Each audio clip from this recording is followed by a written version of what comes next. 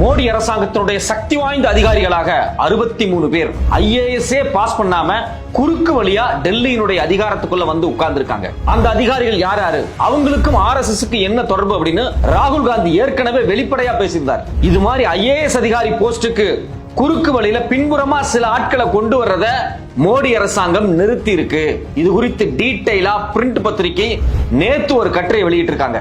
எதுக்காக மோடி அரசாங்கம் இந்த திட்டத்தை கைவிட்டாங்க, இதுக்கு முன்னாடி இந்த திட்டத்தை பயன்படுத்தி டெல்லிக்கு வந்த 63 IAS அதிகாரிகள் யார் யார், அவங்களுக்கும் RSSக்கு என்ன தொடர்பு, ஏன் ராகுல் காந்தி இது குறித்து இவ்வளவு வெளிப்படையான ஸ்டேட்மெண்ட் விட்டிருக்கார். 2014 மோடி 2வது தடவை ஜெயிச்சு வந்ததுக்கு பிறகு கிட்டத்தட்ட 5 வருஷம் ஆச்சு. இந்த 5 வருஷத்துல டெல்லியில் இருக்கக்கூடிய முக்கியமான பதவிகளுக்கு குஜராத்ல இருந்து 30 IAS அதிகாரிகள் கொண்டு வரப்பட்டிருக்காங்க. எதுக்காக? டெல்லியினுடைய மொத்த IAS லாபியும் குஜராத் கேடரை சார்ந்த ஆட்களை கொண்டு வந்து இறக்கியிருக்காங்க. இந்தியாவினுடைய பல மாநிலத்தினுடைய தலைவர்களாக, கவர்னராக IAS அதிகாரிகள், குறிப்பா குஜராத்தை சார்ந்த ஆட்கள் எதுக்காக இறக்கப்பட்டிருக்காங்க? இவங்க இந்த மாநிலத்திலையும் டெல்லியிலேயே உட்கார்ந்துட்டு பண்ணக்கூடிய பாலிடிக்ஸ்க்கு பின்னாடி இருக்கக்கூடிய அஜெண்டா என்ன? ராகுல் காந்தியும் எதிர்க்கட்சிகளும் நேரடியா வெளிப்படையா கேட்டாங்க. இதுவரைக்கும் 2018 இருந்து இந்த 24 வரைக்கும் எவ்வளவு பேர்த்த இது மாதிரி பின்புறமாக டெல்லிக்குள்ள கொண்டு வந்திருக்கீங்க? இவங்களுடைய பின்புலம் எல்லாம் என்ன? இவங்களை நீங்க கொண்டு வந்திருக்கக்கூடிய அஜெண்டா எங்களுக்கு என்னன்னு தெரியும்னு ட்விட்டர்ல நேரடியாவே ட்வீட் போட்டு எச்சரிக்கை பண்ணாரு. ராகுல் காந்தியினுடைய எச்சரிக்கைக்கு பிறகு, எதிர்க்கட்சிகளுடைய கண்டனத்துக்கு பிறகு இப்ப இவங்க கைவிட்டிருக்காங்க. ஆனா ஏன் இதை உருவாக்கணும், இதை கைவிட்டங்கிற குறித்து இதுவரைக்கும் மோடி அரசாங்கம் ஓபன் ஸ்டேட்மெண்டா எதுவுமே பேசல. எதுக்காக இந்த குறிப்பிட்ட IAS அதிகாரிகளை கொண்டு வரது குறித்து ரகசியம் காக்குது இந்த மோடி அரசாங்கம்?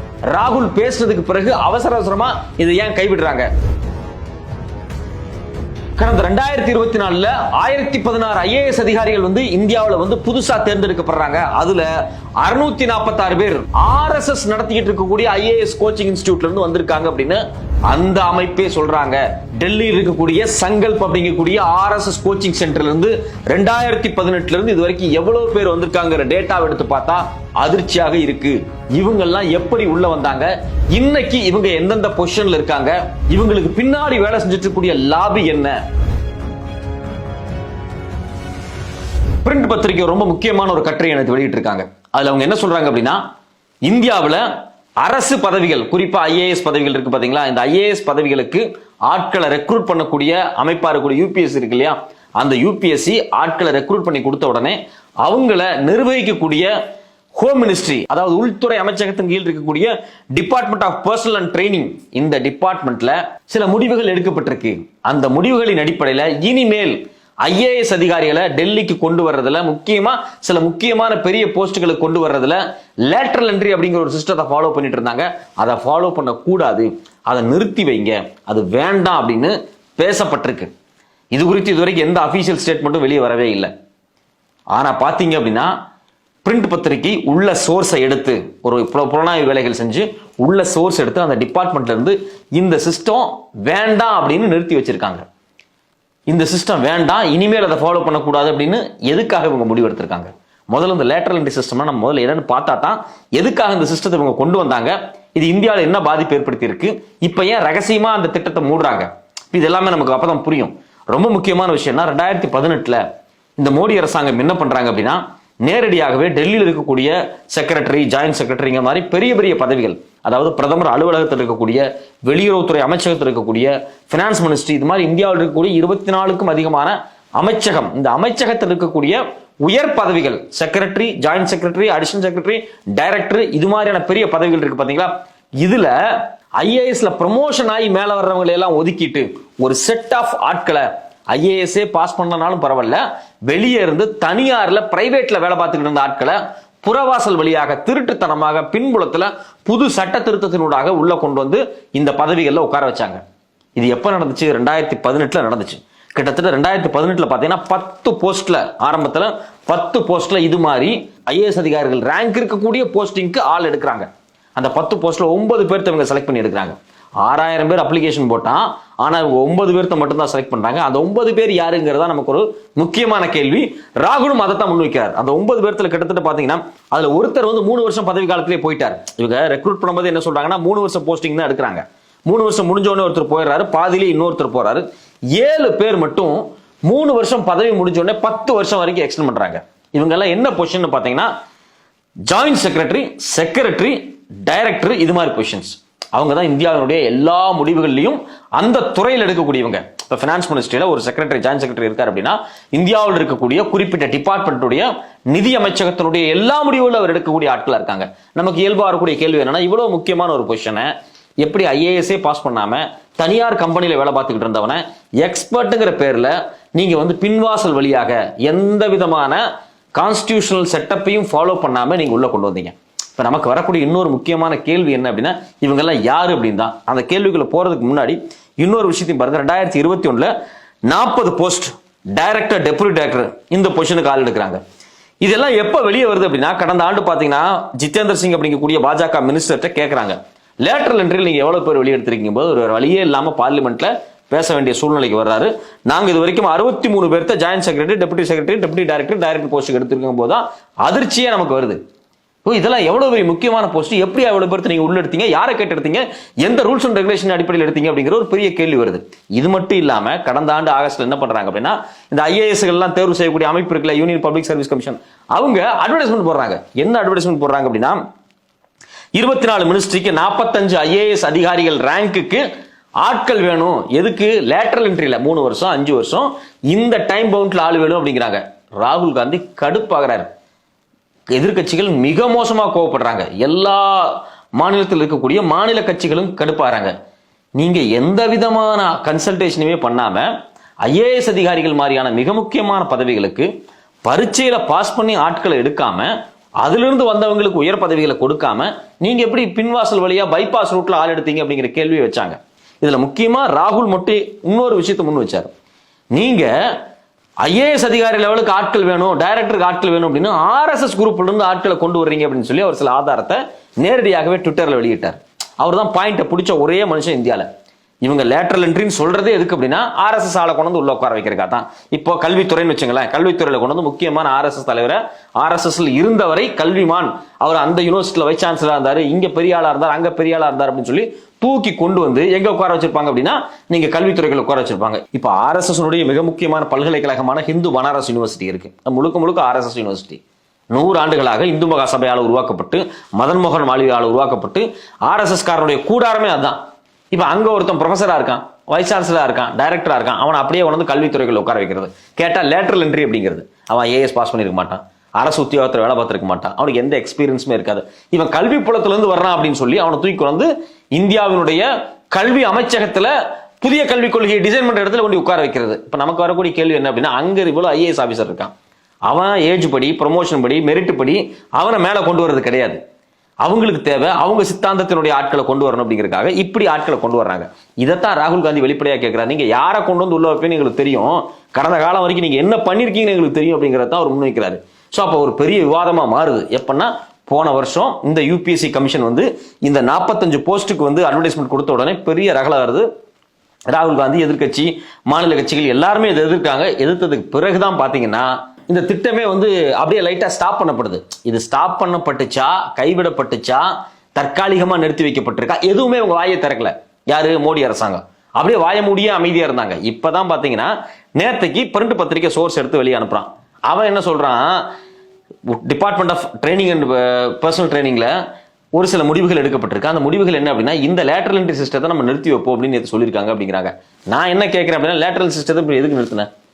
சரியான திட்டம், வெளியே இருந்து எக்ஸ்பர்ட்ஸ் கூட்டி வருது, இந்தியாவுக்கு நல்லதுன்னு சொல்லி தானே நீங்க ஆரம்பிச்சீங்க. எதிர்கட்சிகள் எதிர்த்தவொன்னு ஏன் நிறுத்துறீங்க அப்படின்னா, இதுக்குள்ள என்ன அஜெண்டா நடந்திருக்கு? இது மட்டும் இல்லாம இது வரைக்கும் நீங்க 63 ஐஏஎஸ் அதிகாரிகளை ரெக்ரூட் பண்ணீங்க. அதுல 57 பேர் இன்னைக்கு ரீடைன் பண்ணிட்டு இருக்கான். 10 வருஷமா 2018க்கு பிறகு வந்து 10 வருஷம் போஸ்டிங் வாங்கி உட்கார்ந்துருக்கான். இவன் எல்லாம் யாரு? அவன் 2028 வரைக்கும் உட்கார்ந்துருக்க போறான். இந்த ஐஏஎஸ் அதிகாரி எல்லாம் யாரு? அவன் எப்படி உள்ள வந்தான்? அவன் ஐஏஎஸ்ஏ பாஸ் பண்ணல, ஐஏஎஸ் அதிகாரி ரேங்க்ல உட்கார்ந்து இருக்கிறதுனால நம்ம ஐஏஎஸ் அதிகாரின்னு சொல்ல வேண்டிய நிலைமைக்கு வந்திருக்கோம். அவன்லாம் யாருங்கிறதா நம்மளோட கேள்வி. அவனோட பின்புலம் என்ன? அவனுக்கு ஆர்எஸ்எஸ்க்கு என்ன தொடர்பு? இதை கேள்வி ராகுல் காந்தி முன் வச்சிருக்காரு. அந்த கேள்வி நாமளும் முன் வைக்கிறோம். இதெல்லாம் சந்தேகம் எங்க இருந்து வருது அப்படின்னா, மோடி அரசாங்கம் 2019 ஜெயிச்ச உடனே அவங்களுக்கு தேவையான ஐஏஎஸ் அதிகாரிகளை ஒட்டுமொத்தமா குஜராத்ல இருந்து தூக்கிட்டு வர்றாங்க. டைம்ஸ் ஆஃப் இந்தியா இது குறித்து டீட்டெயிலா ஒரு கட்டுரை எழுதுறான். கிட்டத்தட்ட 30க்கும் அதிகமான ஐஏஎஸ் அதிகாரி குஜராத் கேடட்ஸா இருந்தவங்க, வேற வேற மாநிலத்துக்காரனா இருப்பான், ஆனா ஐஏஎஸ் பாஸ் பண்ணி குஜராத்துக்கு போயிருப்பான். மோடி தான் 25 வருஷமா ஆட்சி பண்ணாரு, இவரோட ரொம்ப க்ளோஸா இருந்திருப்பான். பாஜக இந்துத்துவ சித்தாந்தங்களோட மிக மிக நெருக்கமான ஐஏஎஸ் அதிகாரிகளை செக்ரட்டரியேட்ல கொண்டு வந்து உட்கார வச்சிருப்பானுங்க. அவனுங்களை அப்படியே பேக்கேஜ் பண்ணி மொத்தமா தூக்கி கொண்டு வந்து டெல்லியில உட்கார வச்சிருக்காரு. இதைத்தான் ராகுல் காந்தி ஒரு தடவை சொன்னாரு, 100 ஐஏஎஸ் ஆபீசர்ஸ் வந்து டெல்லியில உட்காந்துட்டு இருக்கான், அதுல 99% எல்லாருமே பாத்தீங்க அப்படின்னா ஓபிசி எஸ்சி எஸ்டி பிரிவுல இருந்து வரவே இல்லை, எல்லாமே உயர்ஜாதி பிரிவுல இருந்து வந்திருக்கான். அவன் தான் இந்தியாவே கண்ட்ரோல் பண்றான் அப்படின்னு ராகுல் காந்தி வெளிப்படையா சொன்னார். அதாவது அவர் சொன்னதனுடைய அர்த்தம் என்னன்னா, ஒரு குறிப்பிட்ட உயர்ஜாதியை சார்ந்த ஒரு குழு ஐஏஎஸ் அதிகாரிகள் டெல்லியில உட்கார்ந்துட்டு இந்தியாவை கண்ட்ரோல் பண்ணிட்டு இருக்காங்க. இங்க இருக்கக்கூடிய ஓபிசி எஸ்சி எஸ்டி பழங்குடியின மக்கள் இவங்களுக்கான ரெப்ரசன்டேஷன் எங்கேயுமே கிடைக்கல, ஐஏஎஸ்லயும் கிடைக்கல, பிரைம் மினிஸ்டர் அலுவலகத்திலையும் கிடைக்கல, டெல்லி அதிகார வர்க்கத்திலையும் கிடைக்கலங்கிறத தான் ராகுல் வெளிப்படையா சொன்னார். அதுதான் இன்னைக்கு நடந்திருக்கு. அந்த உயர்ஜாதியை சார்ந்தவங்க எல்லா உயர்ஜாதிக்காரங்க கிடையாது. உயர் ஜாதியில பிறந்திருந்தாலும் ஜனநாயகவாதி நிறைய பேர் இருப்பான். அந்த ஜனநாயகவாதி எல்லாம் அவங்க செலக்ட் பண்ணல, முழுக்க முழுக்க ஆர்எஸ்எஸ் சிந்தாந்தம் உள்ள ஆட்களை தான் செலக்ட் பண்ணிருக்காங்க. அதுக்கு ராகுல் ஒரு எக்ஸாம்பிள் சொல்றாரு. வெளிப்படையா சொல்லணும் அப்படின்னா, அதானி ஒரு மிகப்பெரிய ஊழலை பண்ணார், வசமா மாட்டினார். ஹிடன்பர்க் ஆய்வறிக்கை வெளியிட்டாங்க, பினான்சியல் டைம்ஸ் வெளியிட்டாங்க, ஒவ்வொரு நாளும் புது புது அறிக்கை வந்துச்சு. இது வரைக்கும் அதானி மேல எந்த நடவடிக்கையுமே எடுக்கல. பங்குச்சந்தையில் அதானி ஊழல் பண்ணியிருக்காரு. சரி, அவர் ஊழல் பண்ணோட ஆதாரத்தை அமெரிக்காக்காரன் வெளியிட்டான், கோர்ட்ல கேஸ் போட்டான், கைதும் பண்ண சொல்லிட்டான். இந்த பங்குச்சந்தை ஊழலை விசாரிக்க வேண்டியது யாரு? செபி அப்படிங்கக்கூடிய இந்திய அமைப்பு, securities exchange board of India. இது வரைக்கும் செபி விசாரிச்சிருக்கான், விசாரிச்சுட்டாங்க, ஒண்ணு இல்லைன்னு சொல்லி காலத்தை கழிச்சிட்டாங்க. முறையான விசாரணை நடத்தப்பட்டிருக்கா? நடத்தப்படல. ஏன்?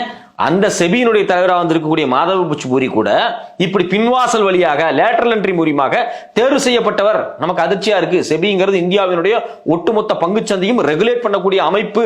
அந்த அமைப்பினுடைய தலைவர் பதவிக்கு எப்படி பின்வாசல் வழியாக திருட்டுத்தனமாக பைபாஸ்ல ஒரு ஆள் உள்ள வந்தாங்க? எதுக்கு இந்த சட்ட திருத்தம் மாற்றப்பட்டிருக்கு? சரி, இந்த அம்மா மாதவ் புச்பூரி உள்ள வந்து உட்கார்ந்த உடனே என்ன நடந்திருக்கு? முழுக்க முழுக்க அதானிக்காக வேலை செஞ்சாங்க. இப்ப இந்த அம்மாவை பத்தி ஒரு டாக்குமெண்ட் வெளியே வந்துச்சு. அந்த அம்மாவே அதானியுடைய பங்குல முதலீடு பண்ணி வச்சிருந்திருக்காங்க அப்படிங்கிற ஆதாரமே வெளியே வந்துச்சு. அவங்க வீட்டுக்காரர்ல இருந்து எல்லாரும் வசமா மாட்டினாங்க. பிரைவேட் இமெயில்லாம் வெளியே வந்துச்சு. இது வரைக்கும் அந்த அம்மா மேல ஏதாவது நடவடிக்கை எடுக்கப்பட்டிருக்கா? எடுக்கப்படல. அந்த அம்மாவை பார்லிமெண்ட்டினுடைய பப்ளிக் அக்கௌண்ட்ஸ் கமிட்டி முன்னாடி வந்து விசாரணைக்கு உட்கார்ந்து பதில் சொல்லுங்கன்னு கேட்டாங்க. யாரு? எதிர்க்கட்சிகள் கேட்டாங்க. அந்த அம்மா வரவே இல்லை, உடம்பு சரியில்லை, ஓடி போயிடுச்சு. அப்போ லேட்டரல் என்ட்ரியை கொண்டு வரதே நாங்க இந்தியாவினுடைய நிர்வாகத்தை எக்யூப் பண்றதுக்காக, என்ரிச் பண்றதுக்காக நீங்க சொன்னீங்க. அதுல வந்த மாதவ் புச்பூரி இன்னைக்கு என்ன வேலை பார்த்திருக்காங்க அப்படிங்கறத நமக்கு அதிர்ச்சியா இருக்கு. ராகுல் இதை அம்பலப்படுத்துறாரு. இது எல்லாத்த விட இன்னொரு பெரிய விஷயம் என்ன அப்படின்னா, குறிப்பா கடந்த 2014-15 பிறகு ஆர்எஸ்எஸ் நடத்தக்கூடிய சங்கல்ப் அப்படிங்கக்கூடிய ஒரு ஐஏஎஸ் கோச்சிங் இன்ஸ்டிடியூட்ல இருந்து எக்கச்சக்கமான பேர் ஐஏஎஸ் பாஸ் பண்ணி வந்துகிட்டு இருக்கான். இது நமக்கு ரொம்ப அதிர்ச்சியா இருக்கு. எப்படி இவ்வளவு பேரு ஆர்எஸ்எஸ் நடத்தக்கூடிய இந்த பயிற்சி பட்டறையில இருந்து ஐஏஎஸ் வர்றான்? இப்ப அவங்களே சங்கல்பே கடந்த ஆண்டு என்ன போட்டிருக்காங்க அப்படின்னா, 1016 கேண்டிடேட்ல 646 கேண்டிடேட் எங்க இன்ஸ்டிடியூட்டை சார்ந்தவங்க அப்படிங்கிறாங்க. எங்கள்கிட்ட இப்போ இன்டர்வியூக்கு வந்தவங்க, மெயின்ஸ் ப்ரிப்பேர் பண்ண வந்தவங்க, ப்ரிலிம்ஸ் ப்ரிப்பேர் பண்ண வந்தவங்க அப்படின்னா ஒரு பெரிய பட்டியலே வெளியிடுறாங்க. இது மாதிரி உங்கள்கிட்ட பெரிய பட்டியலே இருக்கு. 2020 கிட்டத்தட்ட 759 பேர்த்துல 466 பேர் எங்க ஆளுக அப்படிங்கிறாங்க. எங்க ஆளுகன்னு ஆர்எஸ் காசன் அப்படின்னு சொல்றான். அந்த இன்ஸ்டியூட்ல படிச்சவன், காவி சித்தாந்தம் உடையவன் அப்படின்னு இன்டைரக்டா நமக்கு சொல்ல வர்றான். அப்ப நமக்கு என்ன கேள்வி வருது அப்படின்னா, ஐஏஎஸ் அப்படிங்கக்கூடிய மிக முக்கியமான பதவியில எப்படி இது மாதிரியான ஆர்எஸ்எஸ் இந்துத்துவ சித்தாந்தங்களை கொண்ட ஆட்கள் உள்ள வந்து உட்கார்றாங்க? இது ஒரு அடிப்படையான கேள்வி தானே. இப்ப நீங்க பெஸ்ட் தமிழ்நாட்டு எடுத்துங்க, 2 ஐபிஎஸ் அதிகாரிகள், ஒன்னு அண்ணாமலை, இன்னொன்னு ஆர்.என். ரவி. அவர் கவர்னர், இவர் பாஜக தலைவர். 2 பேருமே ஐபிஎஸ் பொசிஷன்ல இருந்தவங்க. அதுல குறிப்பா ஆர்.என். ரவி பாத்தீங்கன்னா இந்தியாவினுடைய உளவு அமைப்பினுடைய டைரக்டரா ஹெட்டா இருந்தவர். அவர் எப்படி கவர்னரா இங்க வந்து உட்கார்ந்துட்டு பெரியார தப்பா பேசுறது, திருவள்ளுவருக்கு காவி உடை அணிகிறது, வல்லார சனாதனவாதி அப்படிங்கிறது, கான்ஸ்டிடியூஷன் பெருசு இல்ல சனாதனம் தான் பெருசு அப்படிங்கிறாரு, நானே குழந்தை திருமணம் பண்ண அப்படிங்கிறாரு, புதிய கல்வியை ஏத்துக்கணும் அப்படிங்கிறாரு, விசி அப்பாயின்ட் பண்ண மாட்டேங்கிறாரு. முழுக்க முழுக்க இந்துத்துவ சித்தாந்தங்களை பரப்பக்கூடிய ஒரு நபராக இன்னைக்கு ஆர்.என். ரவி இருக்காரு. நம்ம பார்த்துட்டு இருக்கோம் டெய்லியும். இவர் ஐபிஎஸ் இருந்தவர், இந்தியாவினுடைய டைரக்டரா இருந்தவர். எதுக்கு? உளவு படைக்கு. இவருடைய மனநிலை இன்னைக்கு இருந்து பார்த்தோம்னா, இவர் அதிகாரியா இருக்கும்போது என்ன மனநிலையில செயல்பட்டு இருப்பாரு? சிம்பிளான கேள்விங்க. அவர் ஐபிஎஸ் பாஸ் பண்ணிட்டு ஏதோ ஒரு டிஸ்ட்ரிக்ட்ல எஸ்பியா இருந்திருப்பாரு. அங்க முஸ்லீமுக்கும் இந்துவுக்கும் கலவரம் நடந்துருச்சு அப்படின்னா யார் பக்கம் அவர் நின்றுப்பாரு? உண்மையின் பக்கம் நின்றுப்பாரா, இந்துத்துவ ஆர்எஸ்எஸ் குழு பக்கம் நின்றுப்பாரா அப்படிங்கறது நீங்களே முடிவு பண்ணிக்கங்க. அப்போ ஒரு ஐபிஎஸ் அதிகாரி தேர்வாயி உள்ள வரும்போதே அவனுக்குள்ள ஒரு சித்தாந்தத்தோட வர்றான் அப்படிங்கறது அதிர்ச்சியா இருக்கு. ஆனா முழுக்க முழுக்க சங்கல்ப் மாதிரி ஐஏஎஸ் கோச்சிங் இன்ஸ்டிடியூட்டே ஆர்எஸ்எஸ் ஆல நடத்தப்பட்டு உள்ள ரெக்ரூட் பண்ண ஆட்கள் எப்படிப்பட்ட பயங்கரமான ஆட்களா இருப்பாங்க அப்படின்னு நாம பொறுத்திருந்து தான் பாத்துக்கணும். இந்தியாவில் இது மாதிரி கடந்த 10 ஆண்டுகளில் எக்கச்சக்கமான ஐஏஎஸ் கேண்டிடேட்ஸை இந்த ஆர்எஸ்எஸ் அமைப்பு உருவாக்கி இந்தியாவினுடைய நிர்வாகத்துக்குள்ள, பியூரோக்ரசிக்குள்ள திணிச்சிருக்கு. அது எல்லாமே நமக்கு ஒரு பெரிய ஆபத்தாக முடியும். இவங்கெல்லாம் இந்த 30-40 ஆண்டுகளாக இப்படி தேர்வாகி வந்த இந்த ஐஏஎஸ் ஆட்கள் இருக்காங்க இல்லையா, இவங்கெல்லாம் அடுத்த 30-40 ஆண்டுகள் இந்தியாவில் அதிகாரிகளா இருக்க போறாங்க. பாஜக தோல்வி அடைஞ்சு மோடி இந்திய அரசியலமைப்பிலிருந்து வெளியே போனாலும், ஆட்சி அதிகாரத்திலிருந்து தூக்கி எறியப்பட்டாலும், RSS ஆல் கொண்டு வரப்பட்ட